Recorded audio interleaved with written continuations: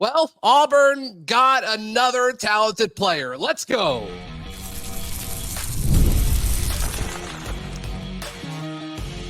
You are Locked On Auburn, your daily podcast on the Auburn Tigers. Part of the Locked On Podcast Network, your team every day. Yes, welcome on into Locked On Auburn, your daily Auburn Tigers podcast. I'm your host, Zach Blackerby. Thank you so much for making Locked On Auburn your first listen every single day. We are joined by Jake Crain of Crain and Company, little Crain Kick Wednesday. We'll go with that.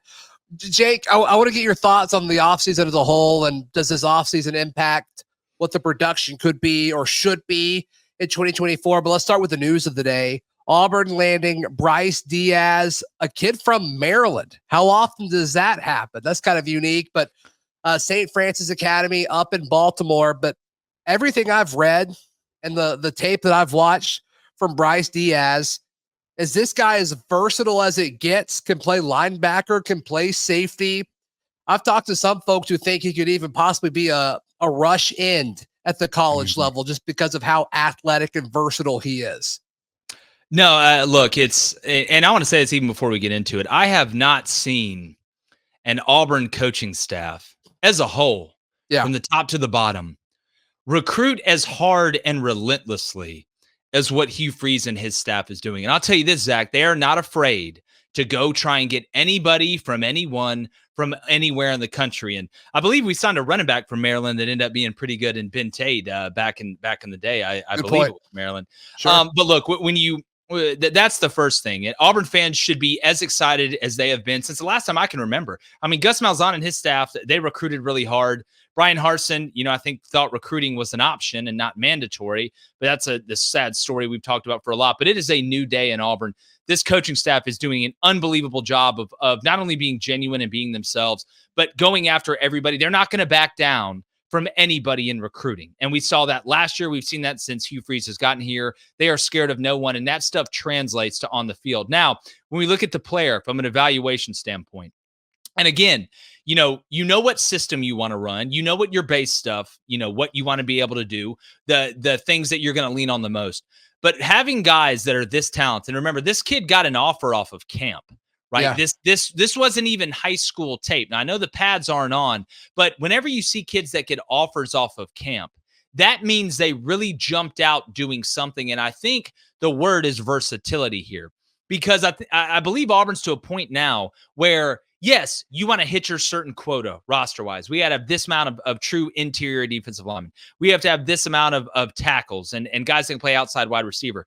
But you always want to take players that you feel like may grow into the role that they were always meant to be. You want to take good players. You want to take talented guys. You want to take guys that want to go out there and grind to get it.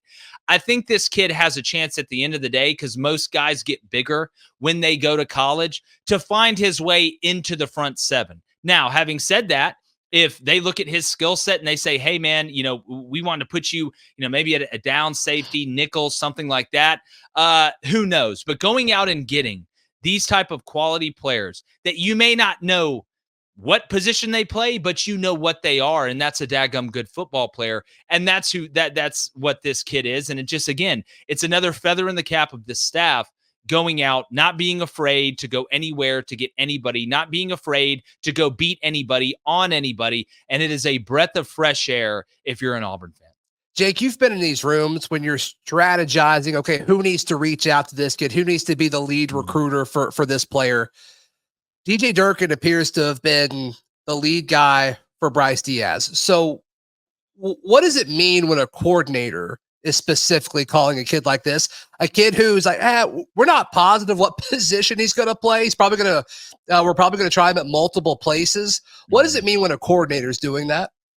Well, Zach, the way it works is everybody has areas, right? Mm-hmm. The assistant coaches have areas, and typically in Auburn's a little bit different, having Charles Kelly and DJ Durkin. It's kind of a co-DC situation over there, which is great. You want as many bullets in the chamber as possible.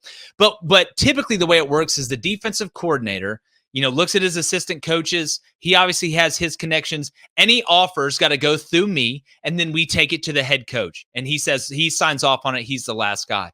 But when you put a coordinator or one of the coordinators as the lead guy on a kid. To me, that signals we feel like, number one, our coordinator is one of our best recruiters, which is great. That's what you want. Sure. And number two, it shows to the player how important they are to the program that is recruiting you when you're not having to go through channels to get to the big dog, or you're not having to go through, hey, the D-line coach is coming in for an in-home, and then we're going to bring the defensive coordinator. You're not having to call the D-line coach, and he says, hey, I got Coach Durkin right here. He wants to talk to you. No, that's DJ Durkin that's calling you. That tells the story, Zach, of how good of a player they think this kid could be and how important he was for them to be able to go ahead and lock down. Yeah. And so obviously Diaz is teammates with Blake Woodby, who is a 4-star corner across the board. Doesn't matter what publication you look at. He is listed as a 4-star, and he's a good player. Decommitted from Ohio State. Auburn is probably going to land this kid publicly at any point. We don't fully know unless he has announced today. But regardless, he is expected to be a part of Auburn's class. I mean, that adds to the excitement of this to some extent, right? Where it's like, okay, they sold Woodby so much, whereas his teammate obviously needed to make sure to get down here as well. Yeah, well, listen, there's no problem with putting ice cream on the honey bun. You know, sometimes it just works out and you're able to, it's not even kill two birds with one stone. And it's not one of the, if we get this guy, they're best friends or they're brothers or their family. Sure, so we're definitely going to get this guy. You just happen to have two guys that are really talented that you wanted. And of course it helps, right? Continuity, stability, familiarity. Those are all important things, especially when a kid's going from high school to college because everything's new. So this will only increase the chances of Auburn getting Woodby, which everybody pretty much thinks he's going to come to Auburn anyways. But I want to make sure people understand, I do not, and from what I've been told from people I trust, this was not a, hey, let's get him to get this other kid. Right. Typically, when you see that situation is when it's late in the process, signing day is coming across, and you have an extra scholarship to give out at that point. So, hey, we maybe take a chance on this player to be able to get the other player. Right now, it's too early in the process to start playing those games, and it'd be different if one of them was going to be a senior and the other was going to be a sophomore, right? Because you have time in between. That's not the situation here. So I think it's just, sometimes it's nice to have a little ice cream on the honey bun. Yeah, the Diaz thing is interesting because like a week ago, Rivals had him ranked and he wasn't ranked anywhere. And now he's a 4-star on Rivals, a 3-star. It's called camp, Zach. It's called else. Camp. Camp matters. There's no question about it. It's just, this is a guy that we could see be a 4-star across the board when it's all said and done. And that's what you got to do, right? Like you've got to get these guys that are talented, that can play multiple positions, that are SEC caliber, but they live in Baltimore, Maryland. Like you got to get them down here. That's what the staff is doing. For sure. Well, look, it's all about your evaluation. And I hate when people say, stars are the only thing that really matters. Well, guys gain stars all the time. I mean, hell, especially if they commit to Alabama, it's amazing how many stars you gain there. And you know what? To be honest with you, they probably should. Yeah, they probably should, because if they're getting an offer from Alabama, then the eval must be good. But everybody's process is different. Like you said, I mean, look, him and Woodby play on the same team, but they didn't know as much about this kid. Or typically the way it happens, Zach, is they knew about him. But you have some guys you watch on tape, and it's a no-brainer. Like you just, again, it's easy, right? To say, all right, we need to offer this kid he can play. There's other guys you watch and say, God, he's good, but I want to verify two things. I want to watch him move around in front of us, and I need to see if he's as big as what he says he is. Those are the two things you look at. That's why I always encourage guys to go to camps, to be able to go out there and go to as many camps as possible, because typically the way it works is, hey, man, you go to Penn State's camp, all of a sudden you're off the radar. Now they love you. You get on their radar. You get an offer from Penn State. Now all these other schools start looking around saying, oh, my God, did we miss this guy? We got to get him in here. And that's how it works. So every situation is different. This was one of the trust but verify situations. Yeah, it seems like they loved what they saw. Seems like Diaz liked what he saw from Auburn as well. So excited to have him as part of this class. But regardless, Jake, you hinted at it earlier. This is what's coming up next. But Auburn keeps winning the offseason because this staff is relentless. Let's jump into that in just a moment, right here on Locked On Auburn. Today's show is brought to you by our friends at Game Time. Game Time is the best place to buy tickets, whether it's for a sporting event, whether it's to see a stand-up comic, whether it's to see a play or a musical. It doesn't matter what it is. Game Time has you covered with killer last-minute deals, all-in prices, views from your seat, and their lowest price guarantee. Game Time takes the guesswork out of buying tickets. Download the Game Time app today, create an account, and use code LOCKEDONCOLLEGE, all one word, LOCKEDONCOLLEGE, for $20 off your first purchase. Terms apply. Again, create an account and redeem code LOCKEDONCOLLEGE for $20 off that first purchase. Download Game Time today. Last minute tickets, lowest prices guaranteed. Jake Crain of Crain and Company hanging out with us on today's show. I mean, you and I kind of had a brief back and forth on social media earlier in the week, but we've never seen an Auburn coaching staff do this. Not only is the effort there, unlike anything we've ever seen before, and I kind of joked about this a few months after Freeze had gotten here. We were talking about recruiting. It's like every time the head coaching vacancy would form at Auburn, we're like, well, we want somebody who's going to be passionate about recruiting. I thought I knew what that meant. And now seeing it firsthand, like, oh, this is what that looks like. Somebody who actually prioritizes recruiting. And so we saw him, flip 7 guys in the last month of his, that first class. It wasn't even really his. Last year we saw it start to form, but this is really the class where it's like they've been here long enough now to start forming some of these relationships. And Jake, this is what it looks like. I mean, they're in it for pretty much everybody they want to be in it with so far up to this point, this offseason. Yeah. Well, first, Zach, I've been coming on here for a while. Me and you have known each other for a long time. I consider you a dear friend. And if you followed the J-Boy show up to Crain and Company, obviously everybody knows I'm an Auburn fan, but there are times where I've been very critical of Auburn overall, even here recently. So, it's not, I don't feel like it's my job to come on and just say nice things about the place that I like. I'll leave that for other people to do, good, bad, or indifferent. But I genuinely mean this when I say this. I have never been as excited about the Auburn program as I am right now. And, we look at the recruiting because your program's built on recruiting, right? We look at the 3 pillars of winning, recruiting, development, right? And mindset / culture, whatever you want to call it, which development and culture go in the same thing. You have a lot of guys that work hard, right? Hell, my washing machine works hard, but you have some guys that are incredibly talented and good at what they do and can combine that with an insane work ethic. And that's what you're seeing right now. Zach, Auburn's had 3 losing seasons in a row, right? Yeah. Including, struggling against Alabama and Georgia here, losing New Mexico State last year. And this staff is so genuine with these guys. And they're so genuine in what they believe in and what they know they're going to do. I didn't say what they think they're going to do. I didn't say what they hope they're going to do, because thinking about doing something and hoping to do something, that's not a plan. What they are going to do, it has been the perfect combination. And the last piece of the puzzle that's missing. You think they're cooking right now? Go 9-3 and watch what happens. Oh, go watch what happens. It's the Manhattan Project at Auburn right now. The bomb will be finished when they play well on the field. And with Hugh Freeze and this coaching staff, that's not a matter of if, it's a matter of when. And like I said, I don't say this lightly, but when you combine the ability of this coaching staff to recruit with their capability to outwork or work as hard as the hardest working guys in recruiting, that's how you end up going out there and kicking somebody's teeth in on Saturday, or maybe not playing your best game and still finding a way to win. And it starts at the top, Zach, just like every great company there's ever been, right? Just like any great organization there's ever been, it starts with the head coach. And Hugh Freeze is, and again, say what you want, make your jokes now. Right, I'll say what Dan Hurley said at UConn. You better get us now. Make your jokes now, because there's going to come a point in time, and I talked about this on the show yesterday, with Georgia scheduling Auburn for homecoming, which is the ultimate act of disrespect in my eyes.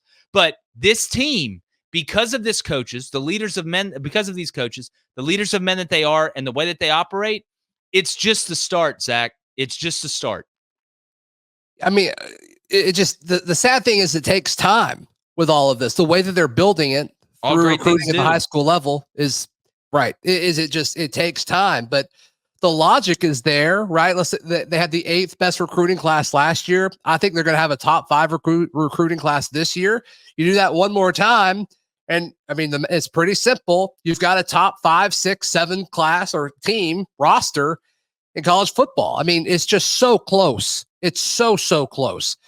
Some of these big name guys, Jake, that everybody who follows college football, or at least the recruiting side of it, knows, like Juju Lewis. I mean, are you buying Auburn having a legit shot for Juju when it's all said and done? Hell yes, I am. I mean, too. When you have a look, I mean, look at all these schools, and there's some that don't, right? You know, you look what Kirby's doing at Georgia. He's not an offensive guy. But look at these big-time places, which obviously I consider Auburn a big-time place, Sure. that have head coaches that are offensive guys and that have developed quarterbacks. Hugh Freeze, look at Lane Kiffin and the quarterbacks they get every single year. Look at Steve Sarkisian and the quarterbacks they get every single year. These kids are smart, man. They're not going to go to a place where they're not Lincoln Riley, where they're not the main focus. Because again, quarterback is the most important position. Hugh Freeze, and I know it's funny to say that with Peyton Thorne and the question marks here, right? I think it's more of an anomaly, and we'll see how Peyton does this year. I think, you know, I think it'll be fine this year. I'm starting to lean more that way. Yeah. I'm starting to lean more that way. But going forward, once Auburn gets a foothold, we're going to stay with a quarterback, Zach. So whether it's Juju Lewis, whether it's the next guy, whether it's a big-time quarterback in the portal, when Auburn has Hugh Freeze, they are going to have a chance. So again, we go back to what we were saying. The work ethic, the genuine ability of them to recruit, mixed with Hugh Freeze's background and what he's done for quarterbacks. I'm not going to count Auburn out until the kid signs the paper.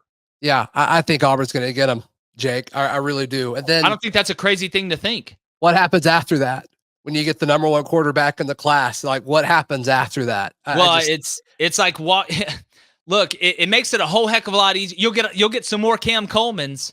That's what makes it a whole lot easier to walk in that room and say, listen, you know, you've seen this guy. You've been to camps with this guy, number 1 wide receiver. Y'all are obviously boys. Y'all are both dominating. Why don't y'all come play together here? It makes the sell easier. It makes the sell a lot easier. Yep, 100%.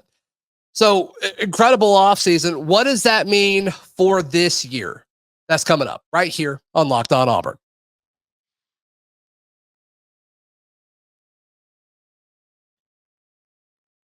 Jake, when you look at the 2024 slate for the Tigers, because, I mean, we just said it, recruiting, it takes time. It takes time. I mean, a lot of the stuff that they've done as far as getting some of these commitments that they have over the last 7 days, studs, but that is not going to impact the 2024 season. So everything they've done up to this point this offseason, how much does it impact this upcoming season in your mind?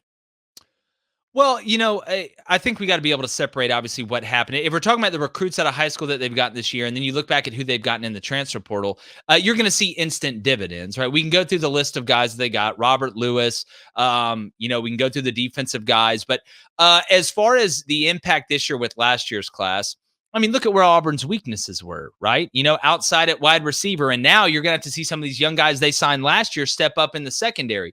But as far as having an impact, you know, this year, playing in the SEC, I don't care what position it is. I mean, every position's tough. Some positions are more difficult than others. It takes guys time to get physically ready. But you look at a guy like Keldrick Falk, right?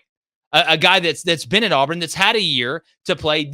You expect guys in their first year, they used to always redshirt pretty much, right? I mean, we went through a time where freshmen didn't play. Now there's freshmen that come in and can play that are physically ready, right? Like Cam Coleman. We see it like a Marius Mims from Georgia. Those guys are the anomalies. But when you get into the weight room for a year and you get through the college experience for a year and you understand, even if you redshirted, playing on scout team, going against what these guys are going to look like when you go play the Georgias and the LSUs and the Tennessees, this is when you're expecting a return on that dividend. So to me, I'm looking at the class from 2 years back, right? Who do we have that maybe hadn't had a huge impact yet, but was waiting and building? You know, I mentioned Falk. There's a couple other guys. Last year, again, you know, Cam Coleman's going to be one. A couple wide receivers, I think, are really going to have a chance. You know, lineman-wise, we'll see, but that's why there's the beauty of the transfer portal now, and you can kind of flip a roster a lot quicker. So as far as the young guys coming out of high school, we got to separate that from the transfer portal. But what I think it's going to lead to and translate. And, I don't make my predictions till the end of fall camp. I got to see who wins what job, who gets hurt. Sure. But I legitimately think the floor for Auburn is 7-5 this year. Now, when I look at this, the floor is 7-5 this year. Okay. When I look at the schedule with the roster, I think the ceiling, you can make an argument for 10-2, but that's asking Auburn to run the table outside of going to Alabama and Georgia. That means beating Missouri on the road, right? Yeah. Handling, beating Oklahoma at home, which right now I think they will. I don't think 10-2 is out of the question, but I think that's the chimney. Well, I also think, to your credit, I think there's a path to 10-2 where you lose to Georgia, maybe lose to Missouri, but do beat Alabama and Tuscaloosa. Yeah, and look, there's going to be, in my opinion, a lot better chance to beat Alabama than there's going to be Georgia. I just, with all the turnover that 100%. They've had there, Georgia's a monster right now. We got to look each other in the eyes and play a game, and let's be honest. But I think 9-3 is a legitimate, smart, thoroughly investigated take for this team. Even if you say, all right, you drop Alabama, you drop Georgia, and let's say you drop Missouri. Auburn can win every other game. That's why I think me and you talked about a couple times ago when I was on here, that game at Kentucky, right? Having Oklahoma at home. Oklahoma at home, to me, is the game. Well, that gets you to 5-0, and then you got Georgia coming up. So you're probably looking at 5-1. And listen, I don't think everybody's going to be upset if Auburn loses to Georgia. You should be upset, but nobody's going to be like, oh my God, these coaches, they don't know what they're doing. How do you lose to Georgia on the road? But I think 9-3 is unbelievably gettable for Auburn. And if they're able to, hey, maybe you do go to Missouri, and maybe Missouri falls back a little bit. Maybe you sneak up on them. Because right now Auburn's at a point where the real ones know Auburn's dangerous, right? The guys that have been ingrained understand that. But if you're kind of new and coming up and this, that, and the other, you kind of look at Auburn and say, this is an average SEC team at best. Auburn can sneak somebody. Yeah. Like they really could sneak. And Auburn is not in that position a lot. Auburn's typically the team that coach on the other side goes, God, that they're a big name, but they're not the biggest name. And we're going to have to play really well because they're just tough as hell. So I think 9-3 is very gettable right now for Auburn. Yeah, and just to dream a little bit, let's say that it is 9-3 and you lose to Georgia, who will be number 1, Alabama, who will probably be top 5, Missouri, depending on how things fall, they could be top 8, top 10. Yeah. And it's just like, if those are your 3 losses, they're all to top 10 opponents, and you're 9-3. I mean, you're probably you're in that top teens range when it's all said and done. You're in that position. If we're talking about college football playoff, you're in that position. And I don't know if you're there, but I do think you're the next tier out of it. Yeah, Zach, like Auburn doesn't have to be the conversation this year. They just need to be in the conversation. Yeah. Right. This is a bridge year. Let's call it what it is. Like, again, I hope Auburn goes undefeated. I hope I'm wrong. I hope I'm underselling Auburn at 9-3 or possibly 8-4. But if you get to 9-3, I think you're in the position of, hey, man, those are 3 quality losses, because we see this in the NCAA tournament, right? You're a bubble team and you can't have any upsets in the conference tournaments, right? To be able to get in. You're like the last part of the last 4 in, I think is the best way to translate it to basketball. But even being in that conversation brings Auburn back to relevance so quickly. And when you recruit at this high of a level and you're able to stack talent on talent with the transfer portal and what Auburn has built from a facility standpoint, you are able to go in and get big time players to keep your roster where it needs to be, to say, guys, hey, listen, we are building, we are progressing. Here is where we're going to be. And we're showing it to you. Now, when you go in that recruit's room, it ain't 6-7. Like, hey, we're 9-3. Look how close we are. With a true heart and open eyes, I can look at you and say, son, you can be the difference in us making the college football playoff. Yeah. What a pitch. What a pitch that would be. They'd go a long way. There's no question about it. Yeah. Jake Crain, thank you so much for your time. As always, my friend, how can people check out everything that you've got going on? Yeah, well, look, it's pretty easy. We go live at 2 p.m. Central now. We take live calls, talk a ton of college football. I mean, we talked a lot of Auburn yesterday, actually, even though we had some technical difficulties. Whether it's watching it on YouTube, it's Crain and Company, Crain and Company. We're on Apple Podcasts, we're on Spotify, all that stuff. And yeah, man, it's going to be here before you know it.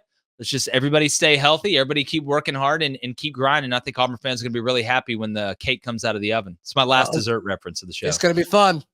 Yeah, all the dessert references, please like the video. Please subscribe. We'll see you tomorrow. This has been Locked On Auburn.